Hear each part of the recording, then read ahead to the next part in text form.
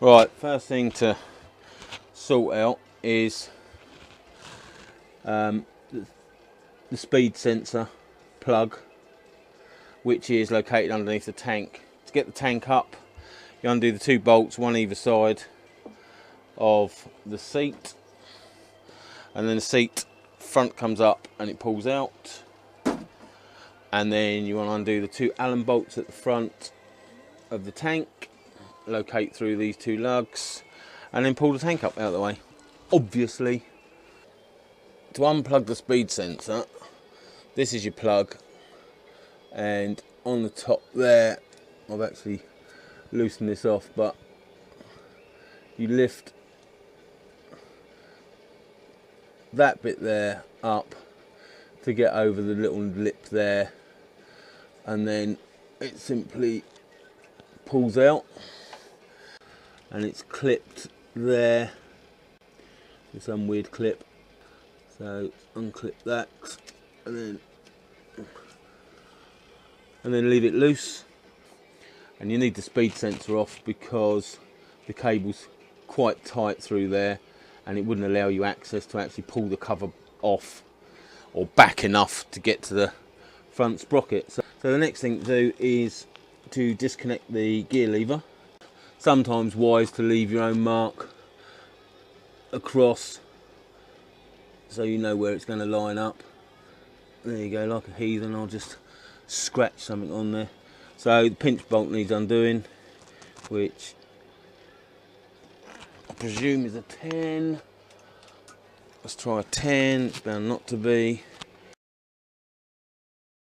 Undo the pinch bolt, like so, and then pull your gear linkage off. Put the bolt back in just so I know where it is. And then the next thing is the casing.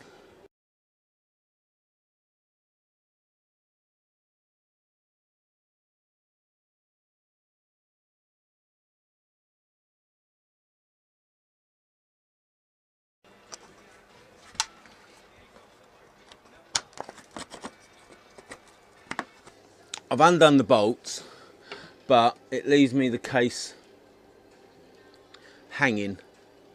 So I've disconnected the clutch cable, wound the adjuster right in to line it up, pulled the cable out the top, and now there's a small tab just in the middle there which you have to bend out the way so the nipple on the cable will drop down enough to pull out of the slot in the top there.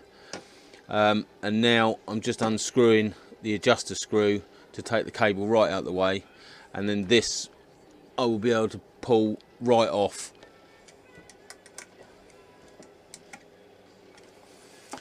Right, there's that.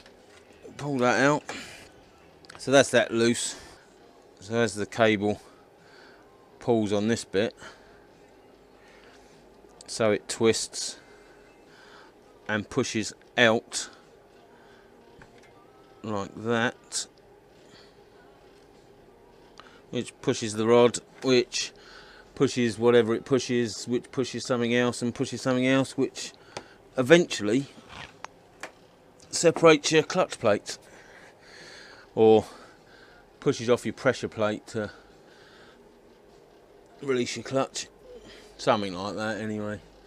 Right, so next thing to do is center Allen bolt. There we go. Speed sensor out, which uncovers the nylock bolt which holds your socket on. Socket? Doesn't hold your socket on, dipshit. Sprocket. Hold your sprocket on. Heathen, absolute heathen. I don't know why I do these jobs. Such an amateur. 32. 32 it is.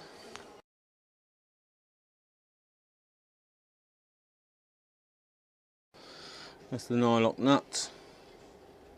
Well, it's not a nylock, it's a lock nut. You see the edge on the bolt. Fucking hell, I'll get something right in a minute. Edge on the nut there, locks into place. Certainly didn't feel like it was under much tension. And then behind that you got a washer. Right, so now that's the sprocket ready to come off.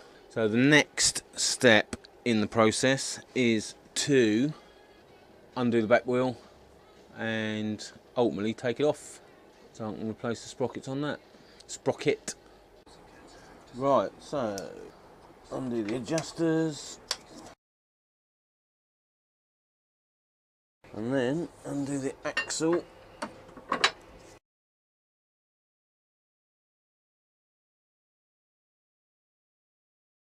Leave it on a couple of threads and just knock it through.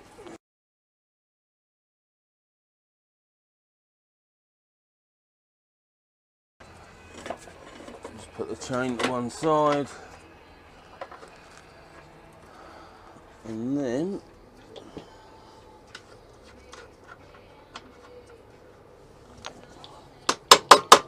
a couple more slaps. And it should be somewhere.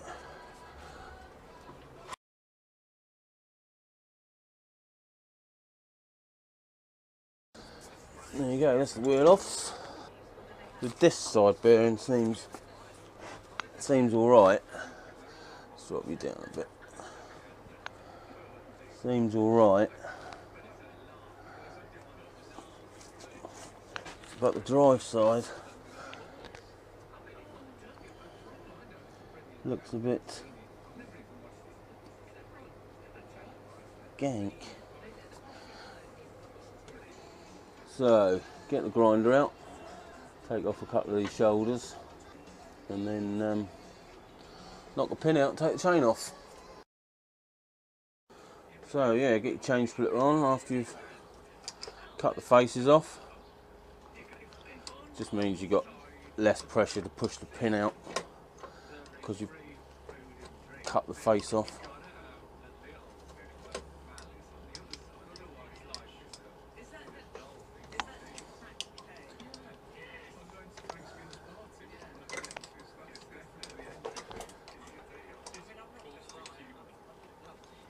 There you go. You can just feel it when the bird over the top pushes through.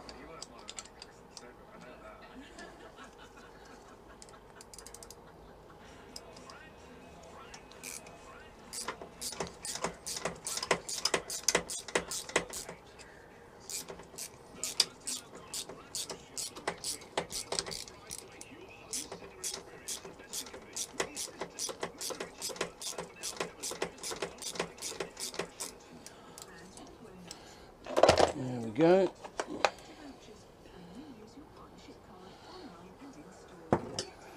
Unbroken chain.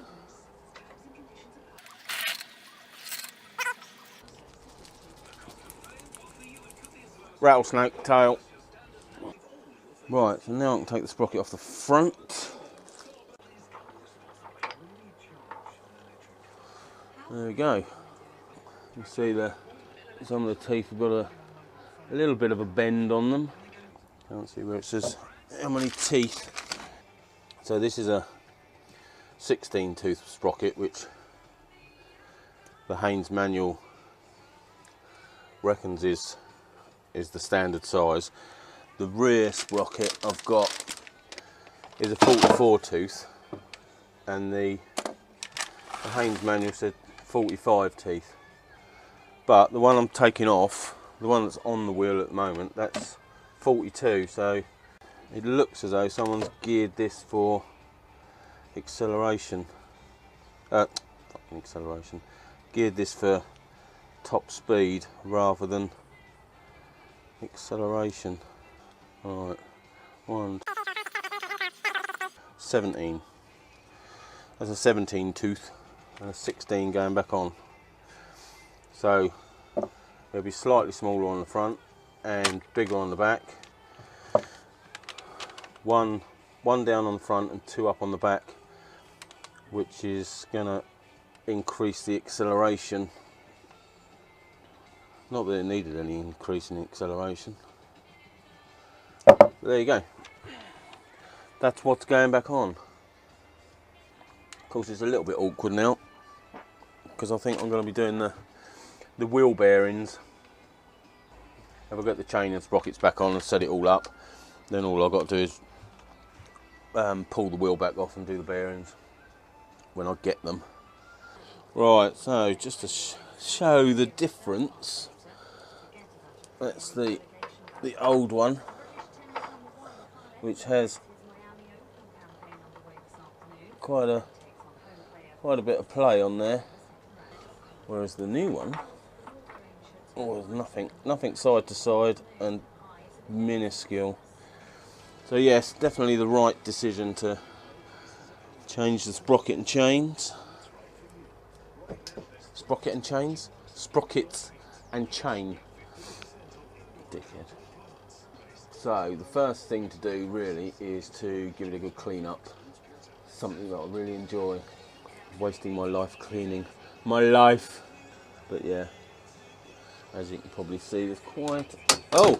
Killed the torch. It's going to be a lot of that. Feel like shit. But I'm a hero. Soldering on. Yes, quite a lot of build-up of old chain lube. I don't know where it's come from. It definitely off that old chain. Right, so I've given that a quick clean up. It'll never be perfect. Not with me. I've just taken the adjusters out of both sides. And they're up here. They're up here ready for scrubbing. That's about as clean as that's going to get as well. That's not true actually. There's a few gunky bits I'm going to dig out of that, but first of all, wire brush these off, and then again apply some copper slip to them when they go back in.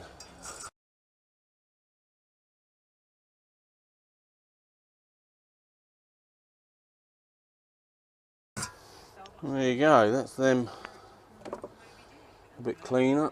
As I say, I'll put a bit of copper slip on the threads, not forgetting to put the nut back on. That spins up nicely now.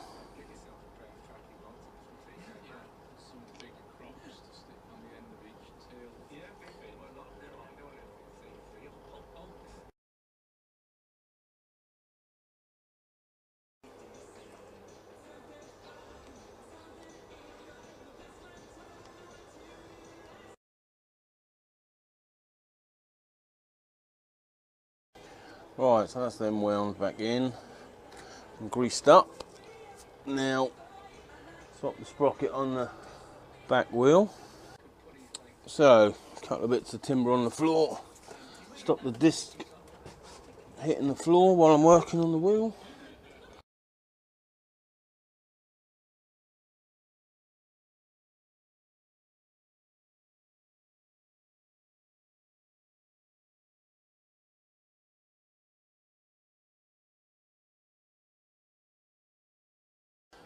All right, that one's a bit chewed. I'm sure I've got some spares somewhere. Oh yes, had a spare. Something else I haven't got to buy. They're you probably can't see the lock nuts. They've got a metal insert at the top there. Can you see that? Can you see it? Can you? Can you? Just over there, look. Metal insert which locks it down. So that one can go in the bin. See, sometimes it pays to save shit. Right, so tighten the new sprocket on.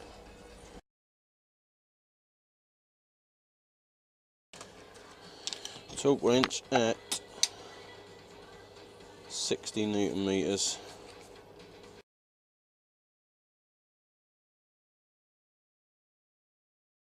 There we go. So that's the new sprocket in. And while I'm here, just double check the sprocket carrier on my old 600, I found it to be cracked to bits. This one's good. And your cush drives. Made that sound easy.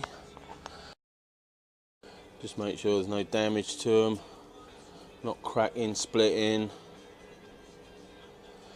All good. Just feels horrible. This one is smooth as anything. This one in the wheel.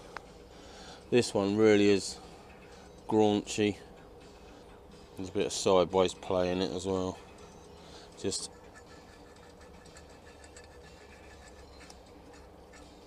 yeah, sounds a bit horrible. So I'll replace them all while I'm messing about with wheels and stuff.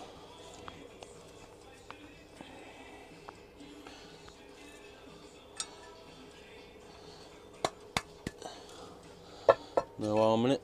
Anyway, I'll check the rest of them cush drives and then get the wheel back into position and start messing about with the chain.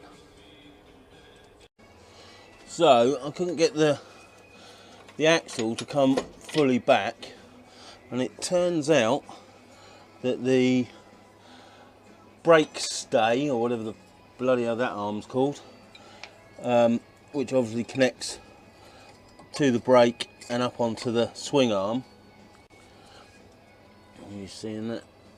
Yeah, so the brake stay anti-torsion bar, whatever the bloody hell it's called. I've got the book over there, I could look it up, I ain't going any. The top bolt in this end was seized, which wasn't allowing this to flex, to be able to move the caliper, to be able to flex the caliper to move the axle forward. So it was a bit of a palaver taking it off, but it's off, and now obviously needs a thorough clean. Even this end was a bit seized. You can see it's a bit of grief going back on there. There's the bolt for that one. There's the bolt for that one. So it's got all gunk around it. So 2 more bits to clean up.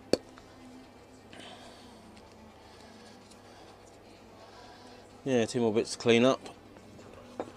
So if you have the same problem, it could be your, I don't know, connector rod, brake stay, anti-caliper twisting rod thingy. Yeah, so give that a clean up. Oh, glad I put that back on.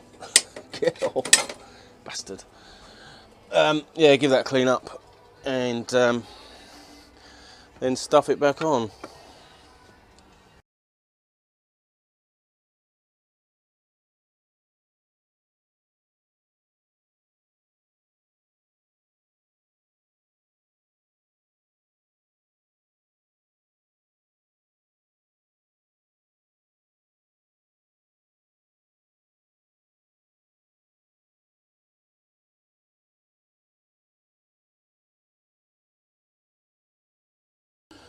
Right, so that's the bolts done. Both the nuts are lock nuts. I don't know why I'm telling you that. Just to let you know, really. Very informative video. Very informative video. Right. So, let's throw that on the floor. Shove that. Get out of the way. Too much shit on the floor. Who's had that shit on the floor? Right, so which way round does it go?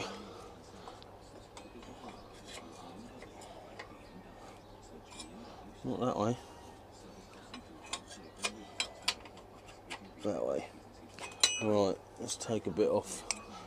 Clean a bit off the brake caliper as well.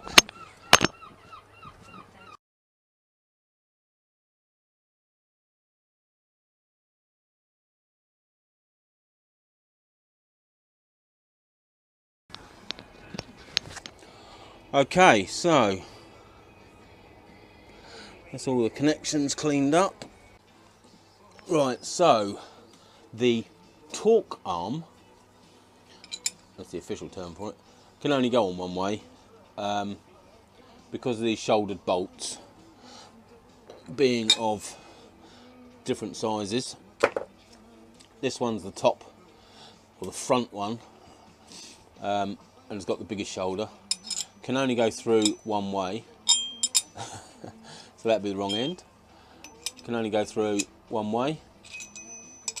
See? And as the bolt came in from the back, that's the way the arm goes on. So I'm going to smear some copper slip on the steel bolt to hopefully stop it oxidising as much.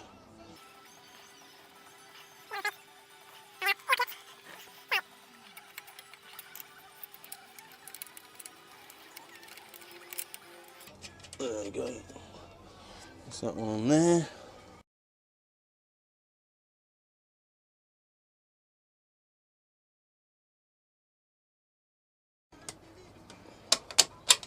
There we go. Right, so yes, that's the torque arm, that's what that's called. The torque arm just nipped into place. I'll torque up the torque arm after I've put the chain into play.